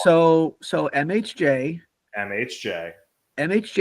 will be probably undervalued next year. I'm guessing they probably have him in like the third round. Yep. I'd assume. Him and JSN, who's been awesome, by the way. Him and JSN are back to back at the end of the third right now for them. Okay. Yeah, I mean, I feel like for JSN, that's probably about right. Yeah, he's been on a great run, but his upside is probably a little bit capped, whereas MHJ's upside is like to the moon. JSN will be awesome, don't get me wrong, but he's never. Do you think Starvin Marvin hits that upside? Not with Kyler Murray. I mean, Kyler Murray doesn't suck. He's just not consistent. He's kind of frustrating. But I will say, Marvin Harrison will still be a fantastic player in the NFL. He will be fantastic for fantasy. He needs to get to the point where he can be quarterback proof. Justin Jefferson, as a rookie, had an experienced Kirk Cousins when he started taking about half the season, and he came on really strong. Jamar Chase walked into a perfect situation where he was with his best friend. I don't know if he's his best friend, but whatever. Like, as a quarterback, the most chemistry you could possibly have as a rookie in the NFL. Marvin Harrison went to kind of a struggling team with a mid quarterback. That's fine. Marvin Harrison himself, I think, will continue to get better as a player, earn more trust in the offense, be able to earn more consistent targets. This year, the team ran through Trey McBride despite the lack of touchdowns. Kyler Murray put more of his focus on getting the ball to McBride over the middle, and whatever. The coaching is part of that, blah, blah, blah. You are not a 5-star recruit, legend receiver at Ohio State, coming from, the genes that he comes from, and had, honestly, a good rookie season. He's had a good rookie season. But this is human nature, where we put our expectations to where the results lie is how we feel about something or someone. And it's honestly bullshit, because we as a fantasy community, not me personally, but as a fantasy community, we put MHJ too high. Oh yeah. We said he's the second coming as a rookie, and that was just unfair. And now he's going to get, ipso facto punished for having a good rookie year, but not meeting the unreal expectations. So he will be undervalued next year. Agreed on all of that. And I think that if he really is down there at the 3-4 turn, am I fine with taking a flyer that he will improve and be, because everybody in the community loves second-year wide receivers. We love them. We can't get enough of these second-year wide receivers. Yeah. So there's a very good chance that he could get better. His rapport with Kyler Murray can get better. And Kyler Murray, he's not like, people need to stop trying to pretend that there is some untapped upside in the Kyler Murray thing. He is who he is at this point. He's a talented but wildly inconsistent quarterback that is good but will never be great. And I got clowned and attacked for a take that I made drafting my work league, looking at you, Corey, where I went with Jaden Daniels and that stack over Kyler Murray. And I said that Jaden is going to be what we hoped Kyler would be. And I got shouted down. And you won the league with Jaden Daniels. So remember that. They can take a big old slab of your ball sack right into their face. So you win. But that's not even like, I do a little self-stroking sometimes, but I'll get back to the point. Sometimes? Here's the thing that scares me with MHJ. Is he worth a flyer in that spot? Yes. Is his name value probably going to make him rise a little bit? Also, yes. But here's the scary thing for me. He had all the speed in the world. He has the fluidity. He has the body. He has the pedigree. He has the training. All of the things that made him such a high pick in the real NFL draft that had professionals evaluating this talent. And he had the third lowest separation in the whole league, 1.7 yards per target. That's not great, Andrew. That's concerning. It absolutely is concerning. Kyler wasn't throwing to him for a reason. It's concerning. It is concerning. That stat is a scary thing. You know who else doesn't get separation? George Pickens. He's pretty fucking good. T. Higgins doesn't get a ton of separation. It's pretty fucking good. I think he can improve on that. Probably will never be, prime Odell Beckham levels of separation or Jamar Chase or some of these elite, or even Malik. Devontae Adams, these elite separators. Yeah. Malik is nasty. Dude, Malik, I'm watching this fucking game, and I know the Colts suck. I get it. Yeah, 2 touchdowns on screen passes, though. Dude, I know. It was unbelievable, the missed tackles. But I also saw plenty of times, whether he got hit with the football or not, this man's running away from people. Dude, it's been all season. The quarterback play, I mean, I'm going to gush about Malik all day. But, he's been open all season, dude. Quarterbacks just kind of suck. O-line has hurt that, on the Giants. But, yeah, so the separation with MHJ is a bit of a concern. But at the same time, I'm not wildly concerned because if he can win in every other way and his separation just gets a little bit better, he'll be fine. So I think what I'm hearing is what we need to do is level set our expectations of MHJ a little bit. I don't think that we're looking at another Justin Jefferson or the second coming of that. I think that, the other thing too is that, look, if you're not going to be a separator, what do those other guys have in common? George Pickens, T. Higgins, athletic ability, the size, the athletic ability, they all have that in common. And hands. He needs to get his hands. That's the thing, because I haven't seen that from him. Because guess what? Mike Evans doesn't get a ton of separations, but if you throw him a 50-50 ball, it's going to be his or it's going to be knocked down. Yeah, it's an 80-20 ball for Mike Evans. Yeah, so if he can become like a DK Metcalf style type of guy, that it's like, hey, I don't have. I know it's. He's better than that. I know. But just stay with me on the comment. maybe I'm not the crispest route runner in the world, but I can beat you with my athleticism a little bit, and I can become a guy that will win some of these contested catches. Cool. Then he can still be very valuable for fantasy. But I am afraid that there is a floor that maybe I didn't think that he had in his game that he might have in his game.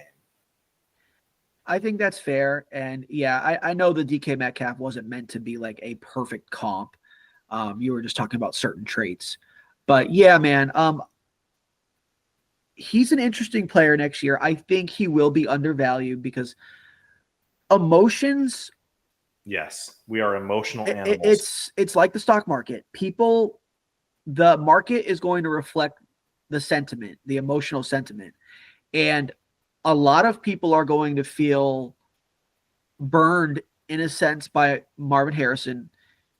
I took him in a league higher than I should have, but you know what? It was still mid-second round. It wasn't like late first like some people were taking. Crazy. So, yeah, man, I would say he's going to be slightly undervalued next season. Yeah, probably, especially because, like, look, I mean, he was drafted where he was drafted for a reason, and he's not outside of Trey McBride. He's not in danger of losing that alpha status, and he has made some big plays. It's not going to happen. So I wanted to talk about a quarterback. We had mentioned him already, but I know he's not going to be on any like 3-round ADP list. Mm-hmm. But he was this past year. I promise you. You have him in Dynasty. What are you thinking about CJ Stroud?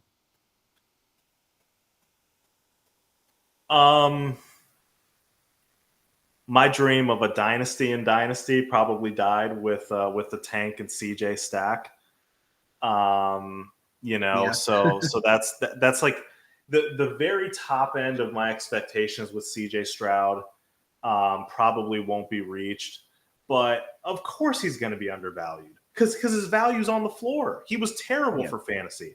From a real football standpoint, he's doing enough to win games, but that doesn't help us in fantasy football. Joe Mixon was really carrying them, the team itself. 19 touchdowns against 12 interceptions for a guy that doesn't run the ball very much. It ain't going to get it done. That's not going to get it done. I don't think that's who he is. I am not going to sit here and sell all of my CJ Stroud stock because he had a bad sophomore slump. I don't believe that. But to me, I think that when I say undervalued, I'm saying top 12 quarterback play taken at QB 16. But the top 5, top 6, top 7 upside, I don't know. I don't think so. Just because like it's too hard for passing quarterbacks to break the top 5 right now. You have to have a pretty stellar season, and I just don't know if that happens right away after such a stinker. Yeah, and I think you're right. I if it's your typical 12-team league, one QB league, he's probably going to end up being drafted as a backup quarterback on somebody's team. Maybe somebody who waits a while, they get Brock Purdy or something like that, and then they're like, all right, a couple rounds later, QB hedge. Yeah, let me take Stroud now because I'm not super confident in my quarterback. He could bounce back. I think that's kind of where he's going to be sitting next year. And you know what, man? I don't think he's going to be really undervalued. I think he's going to be kind of right where he needs to be with upside, though. That's the thing. He's got to get some weapons. Tank Dell won't be there. Yeah. Diggs, he should be there, right? I don't know. I think his contract was 1 year. It really depends on what they do, what the Texans do, if they bring him back or not. I don't think that really matters all that much for CJ, but It's like you said, the O-line. We talked about it before. What's going to matter more than anything is fixing that atrocious O-line. Yeah. So, okay, we've said our CJ Stroud piece. Do you have any other quarterbacks you want to mention? Quarterbacks. Okay, I mean, look, this is low hanging fruit for me because it's a very like topical for my teams. But Jaden Daniels finishes the QB3 as a rookie. Emotionally, I said this in our group chat. I'm going to say it now for this to be out on record forever. I didn't drink the Jaden Daniels Kool-Aid. I skipped the mouth and went straight intravenously into my veins. That Kool-Aid is now a part of me inextricably forever. So I'm probably the worst person to ask about overvalued, undervalued next year. What are your thoughts? You know what, man? This is one of those players that it doesn't really matter because, okay, let me give you a straight answer. He will be overvalued only because he is a quarterback. And in your typical, I'm not talking about QB leagues or Superflex, just your one QB leagues. We get too overhyped for quarterbacks when you can find value at quarterback so much. I mean, yes, Jaden, part of what makes Jaden so freaking badass and like a league winner this year is because you took him in the freaking 11th, 12th round. Right. So if you take him in the third round or second round next year, that's going to be happening for good reason. That will end up being too high because, and now this is why I say overvalued, because let's just say Jaden Daniels is a back of the second, maybe even early third round ADP. Opportunity cost. You will be standard leagues, tight ends included. You got to start a tight end, right? You will be passing up on a lot of very high-end running backs, receivers, maybe even an elite tight end to get Jaden Daniels. If it works and he repeats this year, you end up with a good tight end and you find a stud running back in the 8th round or something like that, or a pickup or whatever, something breaks your way, that'll be fine. If you don't, you're going to have Jaden, who hopefully can repeat his rookie year, which they typically take a step back. There's a whole year of tape on them. Teams learn how to defend them a little better. I think Jaden will be fine. The sophomore slump is real. Yeah, I think Jaden will be absolutely fine. Is he going to repeat what he did this year? It's hard to put him there that high. If he's really going in that top 3 to 4 quarterback range, what that is typical for fantasy leagues, then yeah, by definition, man, I think almost every quarterback taken in that range is probably a bad pick. But I will say to offer some, besides Josh Allen, because he just does it every year, no matter what. But why? Josh Allen has 500 rushing yards on the ground and 12 rushing touchdowns this season. Like, if you're going to take a quarterback that early, it better be a running quarterback. I probably won't pay the premium for Jaden Daniels next season, as sad as that'll make me. But if you're going to take a quarterback that early, it better be a running quarterback because everything else, like even Joe Burrow, who is incredible, bad business. If the Bengals actually become a real team where he doesn't have to make 25-point comebacks or more every week, and he becomes more of a game manager, you'll regret that pick big time. Yep. Yeah, he's definitely one that is already trending to be overvalued because he had such a great year as a passer. Jamar Chase makes everything a little bit easier because he can take a screen to the house. He can take a slant to the house. He can also catch a ball, like whatever. But that's one of those things too. We have a lot of quarterbacks this season as well that you've won with where you've picked them up off the waiver wire. Oh yeah, you know, Sam Darnold and Baker Mayfield are the two big names there. You know, people were able to pretty much take a flyer on them early in the year and start them like every week when, you know, maybe a couple duds here and there, but for the most part, they were fantastic all year. I mean, what are their ranks on the year? QB, what are we talking about here? Yeah, so Baker right behind Jaden is the QB5, and Sam Darnold is QB7, 8.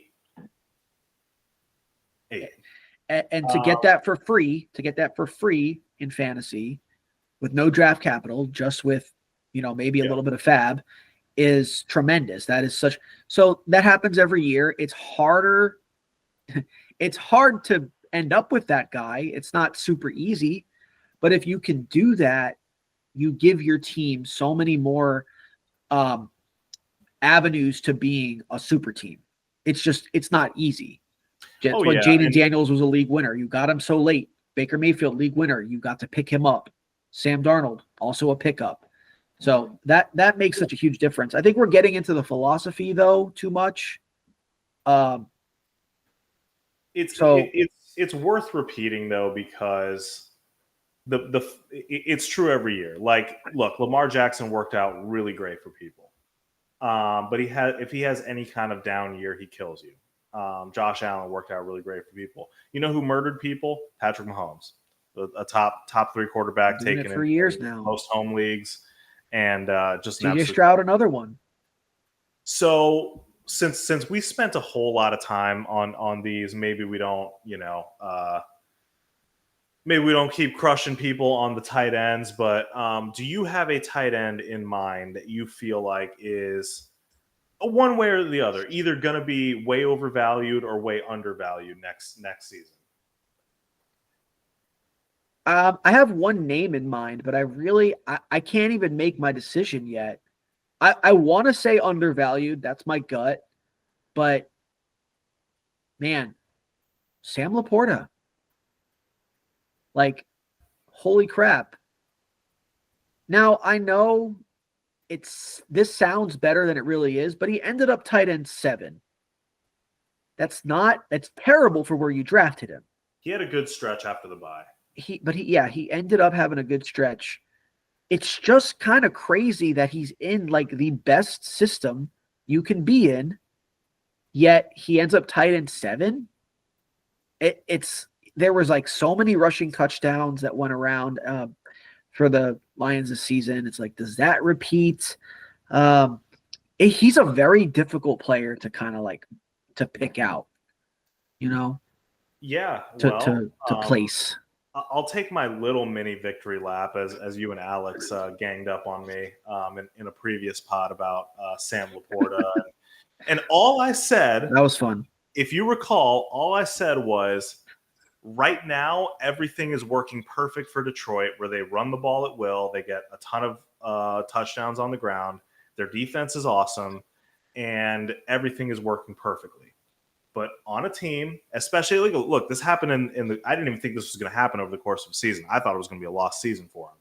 But my thing is that as a team ages and runs into more problems, like, hey, is David Monty going to be around forever? Or do they keep crushing teams with these kind of game scripts? If they're ever in a situation where they feel like they need to throw the ball more, he's a player that can still be productive at that spot. He is not. Please don't hear what I'm not saying. McBride, Bowers, Kittle. Kelsey's probably toast, but you could probably throw a Mark Andrews still in that ilk. Guys that are real difference makers at tight ends. Sam Laporta going forward is. He's the Travis Kelce of Dallas Goddards. Does that make sense? Does that play? It's just hard. That's the thing. It's so hard to, after a insanely awesome rookie season, and what we do as fantasy players, we tend to overrate rookies. We think they're only going to get better, and okay, you can't do better than tight end 1, but if you can just maintain tight end 1, it's all good, or even like top 3. And he absolutely freaking wrecked people early in the season. Yeah. Just destroyed them. Who you telling? You know, I mean, holy crap, it was bad. So, like, what do you do going forward? Like, we have to kind of pick out a range. Like, you're going, okay, so let's try to rank our tight ends next year. Yeah. So I think number 1, everyone's going to have Bowers. Mm-hmm. Number 2, everyone should have McBride. I think Kittle belongs in that same tier with those guys. I was just going to say Kittle's 3. This is my own personal rankings just off the top of my head. That's how I would go so far. Bowers, McBride, Kittle. Jonnu Smith has been awesome this year. He's a Mr. Necessary though. Yeah, and he's kind of been that guy where he's had really good moments throughout his career, but hasn't really had any consistency. He's 29. I don't think that he certainly doesn't belong in the first tier. I wouldn't put him in the second tier, but like I think those 3 make up the tier 1 though. Yeah, tight end dries up fast after that. You have Mark Travis Andrews, Kelce, old. Mark Andrews, still productive. He was productive back half of the year, but he ended up getting a lot of touchdowns towards the end of the year. You have Jonnu Smith.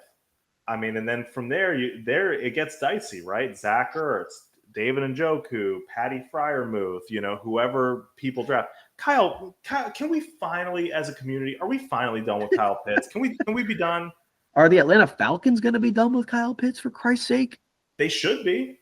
He stinks. One of the worst draft picks, not just fantasy. I mean, like real life draft picks in a long. So Jamar Chase was picked right after. Jesus Christ. Then can it not be argued that Sam Laporta deserves to be in consideration? So he's tier 2 for the fourth tight end off the board next year. I think that it's probably going to be Andrews, Laporta. I think that's kind of so like tight end 5. And then what do you do with Kelce, man? He's been brutal. I mean, look, I say this. That decision brutal still somehow is the tight end 6, but it feels brutal. It's because he was drafted so high. That decision maybe works itself out, and he goes off to the sunset with Taylor Swift. We'll see. I think if the Chiefs win the Super Bowl again this year, that might be his okay, I'm good. Like it's never going to get better than a 3-peat. Your girl's going to write a hit song about you and your 3-peat. Like just leave us with the good memories. Don't make us push you out. You know what I mean? Yeah, you overstayed your welcome. It's time to go. So yeah, man. I mean, I guess I'm gonna just put Kelce below Laporta. So I guess he's tight end 5 next year. Which is kind of crazy because we were, it was looking rough. It was looking rough. It was. But you know what, dude? He was another one of those. I'm pretty sure we talked about this before, like in draft season. He's one of the worst picks you can make in fantasy because he's just not going to have the same total scoring output as some of these running backs and receivers, and ultimately it's about having more points than the other team. So yes, you get the perceived positional advantage of Laporta, but man, he's just not. There's a tier of difference makers at this position that I'm seeing, and there's a tier of guys that are pretty good. I think Sam Laporta will finally settle into where he should have been drafted, and I took him obviously way too fucking early in Dynasty. But he is a young, talented receiver. It's fun, or tight end. Yeah, but that being said, I at least have some stability at that position because I'm looking at it's like, look, the very next guy after that is Kincaid, who's awful. Yeah. I'm already out on Kincaid. I'm just not even considering. Yeah, when you that sucked for me. They struggled at pass catcher throughout the season to find consistency. They brought in I don't want to say over the hill, but past his prime Amari Cooper. They felt they needed to do that, and then like the whole season, Kincaid just never found any footing. So it's like bad sign, Bob. It's really bad. It's sad. It's bad and sad at the same time. So yeah, he's one of those guys that I'm like, I wanted to like, and now I'm just like, I'm just gonna avoid you forever. I don't even care if I'm wrong. So all of this is to say, dude, maybe Jonnu Smith is more valuable next year than we thought, because it gets sucky after that. Dude, we'll see what happens, man. Jonnu Smith is one of those guys who you draft, somebody gets excited that the fantasy community says he's my guy, he's getting drafted too low. Look what he did. And all of a sudden he's like barely a part of the offense next year. Like watch that be the case. Too funny. And we've been trying to make guys like David Njoku happen for like 6 years. But yeah, I mean, look, so I guess I don't like, we got completely off track. Laporte is a great pick because I think he's going to settle in pretty much to where I would be comfortable taking a shot, Yeah.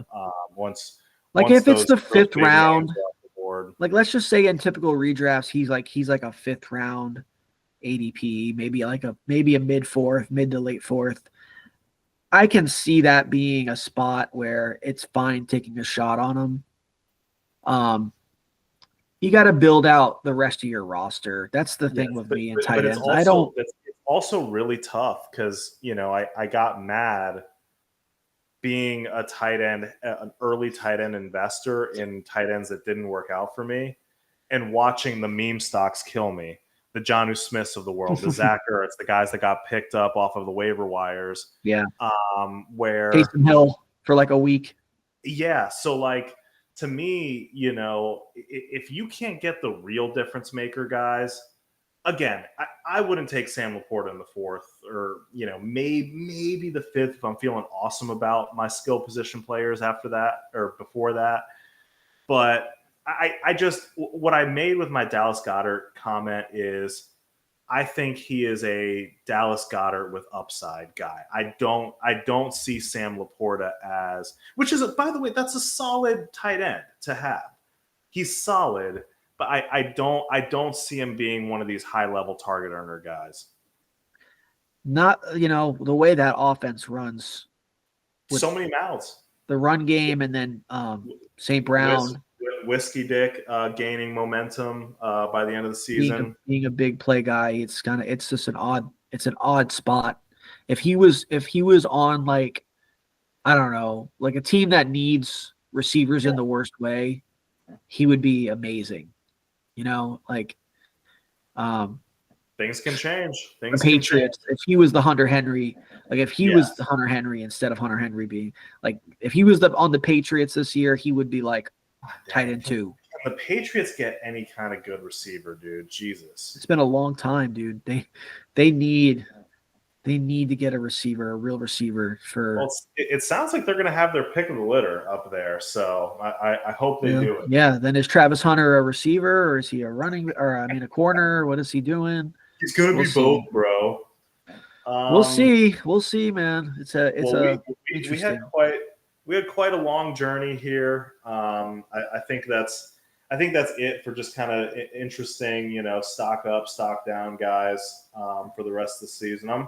I'm just ready. I'm just ready for these playoffs. Week 18 is going to be a snooze fest, but yeah, I'm stoked, man. Yeah, man. Me too. I'm ready for the playoffs, and we'll have to do our playoff stake bet, our fantasy our fantasy 1v1 for playoff teams. We'll talk offline about how we want to do that this year. But we did make some picks. We made some game picks. That's true. But yeah, I like the fantasy better. So, all right, man. Well, shit, been a long episode. We've had a lot to catch up on, a lot to recap. But yeah, man, we'll be back at it soon. We'll see y'all after some of these playoff games settle up and see where we're at. If you're still listening, thank you. Like, subscribe, do all the things. Much love. That's right. New World Fantasy Football. Peace out.